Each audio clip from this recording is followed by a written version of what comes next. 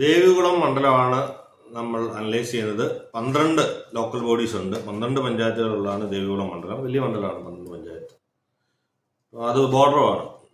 ദേവികുളത്താണ് ഇപ്പം രാജേന്ദ്രൻ BJP-യിലോട്ട് വന്നുകൊണ്ട് BJP-ക്ക് ഒരു പ്രതീക്ഷ ഉള്ളൊരു മണ്ഡലമായിട്ടാണ് അവർ കാണുന്നത്. UDF-നെ നോക്കാം.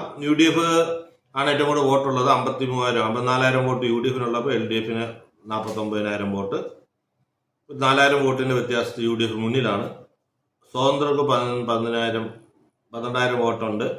BJP-ക്ക് 6,875. അതായത് സ്വതന്ത്രർ പിടിച്ച വോട്ടിനെക്കാട്ടിലും കുറവാണ് ഭാരതീയ ജനതാ പാർട്ടി, ഒരു പൊളിറ്റിക്കൽ പാർട്ടിക്ക് ഈ മണ്ഡലത്തിലുള്ളത്. വളരെ മോശം പെർഫോമൻസ് ആണ്. മെമ്പർമാർ നോക്കിയാൽ 90 മെമ്പർമാർ UDF-നുണ്ട്.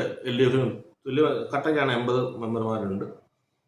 സ്വതന്ത്രർ 11 പേര്, BJP-ക്ക് 10 പേര്. BJP-ക്ക് 10 പേര്. 6,800 വോട്ടിൽ BJP-ക്ക് 10 വോട്ടുള്ള 10 മെമ്പർമാരുണ്ടെന്ന് അങ്ങനെ കാണുകയാണെങ്കിൽ നമുക്ക് മനസ്സിലാകുന്ന ചില പോക്കറ്റുകളിൽ മാത്രമേ ഉള്ളൂ. അവിടെ അവർ വോട്ട് ചെയ്യുന്നു, ആ മെമ്പർമാർ വിജയിക്കുന്നു എന്നല്ലാണ്ട് ഒരു മണ്ഡലത്തിന് പൂർണ്ണമായിട്ടും അല്ലെങ്കിൽ ഒരു പഞ്ചായത്ത് തന്നെ മുഴുവനായിട്ടും BJP-ക്ക് പ്രവർത്തന സ്വാധീനമില്ല.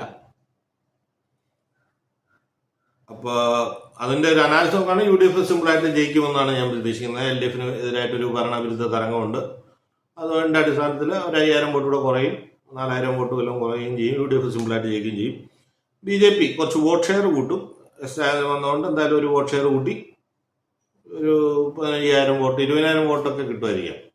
20,000 കൂടെ കിട്ടുവാണെങ്കിൽ വലിയ കാര്യമാണ്. അദ്ദേഹം വന്നെങ്കിലും പെട്ടെന്ന് കമ്മ്യൂണിസ്റ്റ് പാർട്ടിയിൽ നിന്ന് വരുമ്പോൾ എത്രത്തോളം വോട്ട് അതിനകത്ത് സ്വാധീനം വരുത്തുക എന്നുള്ളത് കണ്ടറിയണം. എന്നാലും ഒരു വോട്ട് ഷെയർ BJP-യുടെ നല്ലപോലെ കൂടും.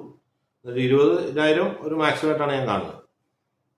പിന്നെ UDF ഒരു കൺവിൻസിങ് വിന്നായിട്ടാണ് ദേവികുളത്ത് ഞാൻ മനസ്സിലാക്കുന്നത്.